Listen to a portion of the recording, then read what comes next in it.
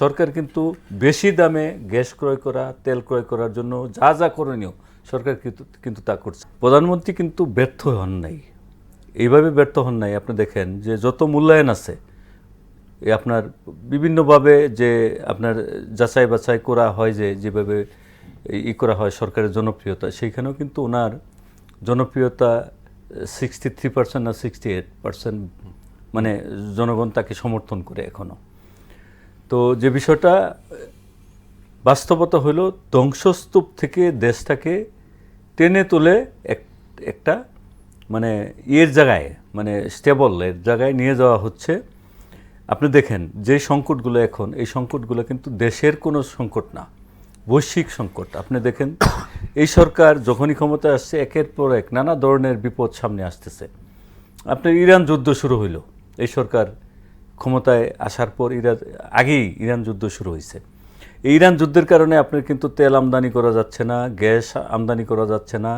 এটা কিন্তু বৈশ্বিক সংকট, এবং এইটা শুধু আমাদের বাংলাদেশে না, সারা বিশ্বে এই সংকটটা বিদ্যমান। এবার তেল গ্যাসের সাথে সম্পর্কিত কিন্তু বিদ্যুৎও, মিল কারখানা যেটা বলতেছেন, এটাও কিন্তু এটার সাথে সম্পর্কিত। তো এই যে সংকটটা, এটা কিন্তু এই সরকার ইচ্ছা করলেও কিন্তু আপ্রাণ চেষ্টা করতেছে। সবচেয়ে বড় বিষয় জানেন, যে সরকার কিন্তু বেশি দামে গ্যাস ক্রয় করা, তেল ক্রয় করার জন্য যা যা করণীয় সরকার কিন্তু তা করছে। আরেকটা বিষয় হলো গ্যাসের যে বিষয়টা, এখানে এই আমাদের যে এলএনজি যে আমদানি করা হয়, এখানে একটা দুর্ঘটনা হয়েছিল। এই দুর্ঘটনার কারণে আপনার এই গ্যাস সরবরাহটা বিঘ্ন ঘটছে, যার কারণে আমাদের এই সংকটটা, গ্যাসের সংকটটা আরও তৈরি হয়েছে। এবার যদি আমি শুরুতে আসি, দেখেন আমাদের যে গ্যাস ক্ষেত্র আছে, আমাদের যেটুকু গ্যাস আমাদের দেশে উৎপাদন হয়, তার প্রায় 400 কোটি ঘনফুট গ্যাস আমাদের প্রতিদিন দরকার হয়। সেখানে আমাদের 200 কোটি বা 220 কোটি ঘনফুট আমাদের নিজস্ব উৎপাদিত হয়, আর এর 25%ই কিন্তু এলএনজি আমদানি করা হয়। 75% ঘাটতি কিন্তু পূর্বে থেকে আছে, কন্টিনিউশন। এটা কিন্তু আগের সরকার আমলে ছিল, তার আগের সরকার আমলে ছিল। এটা কিন্তু এই আমদানির ঘাটতি থেকে আমি বলি, একটা সময় ছিল, শেখ হাসিনা 2001 সালে ইলেকশনে বলছিল, আপনার মনে আছে কিনা, যে আমি গ্যাস দিতে পারি না, এই জন্য ক্ষমতায় আসতে পারি নাই।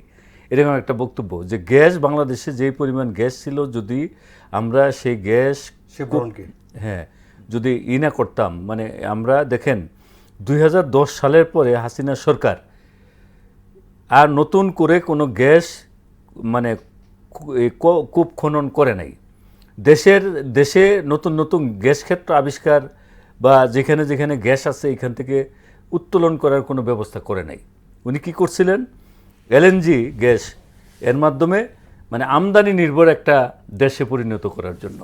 আপনার সেক্ষেত্রে কি হইতো, আমরা যদি নিজস্ব গ্যাসটা মানে করতে পারতাম, সমুদ্রে আমাদের যে বিশাল বঙ্গোপসাগর, এনে শুনি যে গ্যাস আছে, ভোলাতে গ্যাস আছে, তারপরে আমরা বিভিন্ন জায়গায়, আমাদের সিলেটে এবং বিভিন্ন জায়গায় গ্যাসের পার্বত্য পাহাড়ের নিচে আছে। সেই কূপ খনন করে নাই কিন্তু শেখ হাসিনা, কিন্তু 1 টাকা বিনিয়োগ করে নাই। কি করছেন উনি, গ্যাস আমদানির উপর নির্ভরশীল ছিলেন। আর আরেকটা কথা বলি, বিদ্যুতের ক্ষেত্রে কি করছেন উনি, পার্মানেন্ট কোনো ব্যবস্থা করেন নাই।